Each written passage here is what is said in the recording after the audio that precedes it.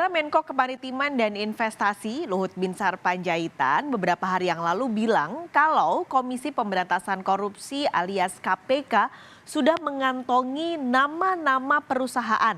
Nama-nama ya berarti lebih dari satu perusahaan yang melakukan ekspor nikel ilegal.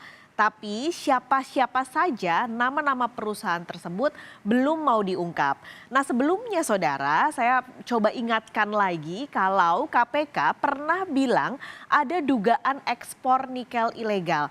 Ini muncul dari hitung-hitungannya KPK. Nah KPK ini membandingkan saudara data ekspor biji nikel di dalam negeri yaitu dari Badan Pusat Statistik atau BPS dengan perbandingannya melalui impor biji nikel di situs bea cukainya Tiongkok. Ternyata ada selisih nilai hingga 14,5 triliun rupiah dalam temuan dugaan ekspor nikel ilegal. Dan angka ini didapatkan selisihnya dari total volume yang diekspor mencapai 5,3 juta ton. Dan ini spesifik ke Tiongkok karena tadi yang dibandingkan juga adalah data dari Bea Cukai Tiongkok. Hitung-hitungan ini didapatkan KPK dari tahun 2020 sampai 2022. Nah, angka 14,5 triliun juga didapat dari rentetan yang didapatkan dari 3 tahun berturut-turut, yaitu di 2021 ada selisih sekitar 8,6 triliun dan 2,7 triliun. Lalu di 2022 selisihnya mencapai 3,1 triliun rupiah. Hingga akhirnya didapatlah angka 14,5 triliun rupiah untuk selisih nilai. Tapi ada point of view yang berbeda dilihat dari Kementerian ESDM. Nah kalau Kementerian ESDM mencurigai dugaan selisih ekspor atau dugaan ekspor nikel ilegal ini karena adanya kesalahan pencatatan kode ekspor. Jadi memang sekarang perlu didalami lagi dugaan ini karena KPK juga belum membuka seluruhnya. Apakah memang benar, lalu juga dugaannya didapat dari mana, siapa-siapa saja perusahaannya. Sementara itu Menteri Investasi atau Kepala BKPM Bahlil Lahadalia juga bilang sebenarnya kaget. Kok bisa sih ada dugaan ekspor nikel ilegal? Padahal sebenarnya pemerintah sudah tidak pernah sama sekali membuka izin ekspor untuk komoditas nikel. Tapi kalau memang saat diusut nanti dugaan ini benar adanya, maka sudah seharusnya jeratan hukum menanti para pelaku. Sekarang tidak ada pemerintah mengeluarkan izin ekspor itu. Namun kalau masih ada yang melakukan gerakan tambahan di luar daripada apa yang menjadi aturan, saya minta kepada aparat hukum ya proses saja. Karena ini bukan tindakan yang menjadi legal dari kebijakan negara, nggak ada itu. Dan jadi saya juga kaget begitu disampaikan bahwa ada ekspor ilegal, kaget saya. Nah ini bisa dicek karena perdagangan pun saya sudah cek nggak pernah mengeluarkan izin ekspor nikel, itu nggak ada. Apakah mungkin ini dimasukkan contoh isinya judulnya pasir besi tapi dalamnya nikel? Ya wallahu alam. Dan kalau itu terjadi, saya pikir aparat penegak hukum segera melakukan tindakan hukum. Dugaan ekspor ilegal ini sebenarnya muncul setelah pemerintah mulai melarang total komoditas mentah nikel atau biji nikel untuk diekspor. Nah, larangan ini muncul sejak tahun 2020, saudara, dan bersamaan dengan larangan di tahun 2020 ada hilirisasi dan pembangunan smelter yang terus dikebut sehingga barang yang bisa diekspor adalah barang setengah jadi dan memiliki nilai tambah. Hitungannya saudara, sampai tahun 2022 atau di tahun 2021 sampai 2022, hitungan nilai ekspor untuk nikel yang sudah diolah tembus 33,8 miliar dolar.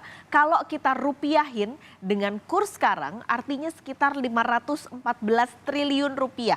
Angkanya besar banget karena kalau dibandingkan dengan tahun sebelumnya di 2020 sampai 2021 angkanya melesat saudara. Kalau 2022 di angka 33-an miliar dolar, di 2021 angka ekspor ini hanya 20,9 miliar dolar.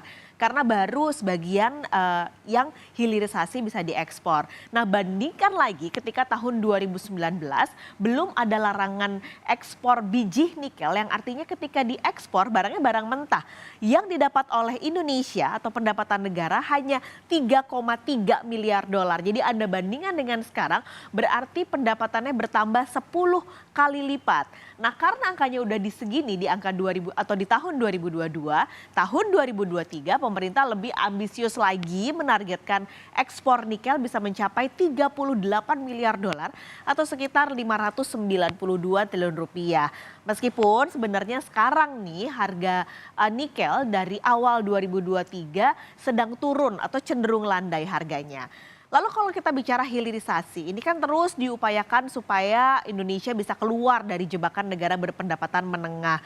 Jadi ekspornya tidak lagi berwujud biji nikel, tapi wujudnya adalah ferronikel. Ini adalah gambar yang berwarna biru, saudara, dan juga nikel yang bergambar merah atau berwarna merah garisnya.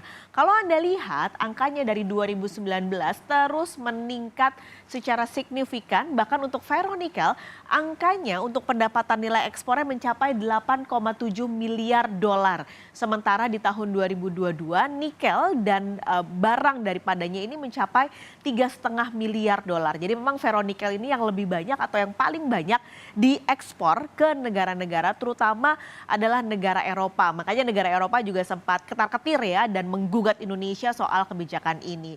Tapi sayangnya saudara, di tengah gegap gempita naiknya pendapatan ekspor nikel, pendapatan yang begitu luar biasa ratusan triliun rupiah untuk negara, ada kondisi yang harus jadi perhatian juga, yaitu angka kemiskinan yang ternyata malah meningkat di wilayah-wilayah penghasil nikel.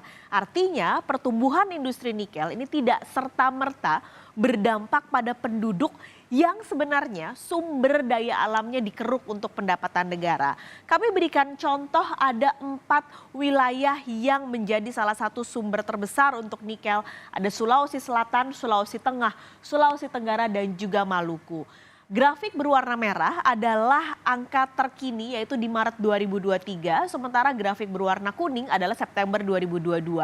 Rata-rata 4 wilayah ini mengalami kenaikan untuk angka kemiskinannya meskipun dinyatakan bahwa sebenarnya ada kontribusi juga dari efek pandemi yang belum selesai. Tapi seharusnya dengan janji-janji bahwa hilirisasi bisa menjadi dampak yang baik untuk wilayah yang menjadi penghasil nikel, sayangnya ini tidak bisa atau belum bisa dilihat dari datanya di mana Sulawesi Selatan naik menjadi 8,7%, Sulawesi Tengah naik menjadi 12,4%, Sulawesi Tenggara naik jadi 11,43% dan yang paling tinggi adalah Maluku menjadi 16,42%.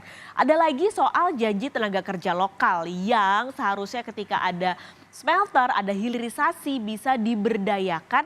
Nyatanya di lapangan ini banyak sekali terbentur faktor-faktor. Salah satunya adalah kemampuan SDM yang tidak bisa masuk dalam kualifikasi terutama untuk investasi atau pabrik-pabrik, smelter-smelter yang ada di wilayah-wilayah mereka. Sayang sekali ini tentu harusnya bisa menjadi perhatian bersama agar wilayah-wilayah ini ikut terangkat dengan terangkatnya pula pendapatan negara dari ekspor nikel yang sudah dilakukan saat ini.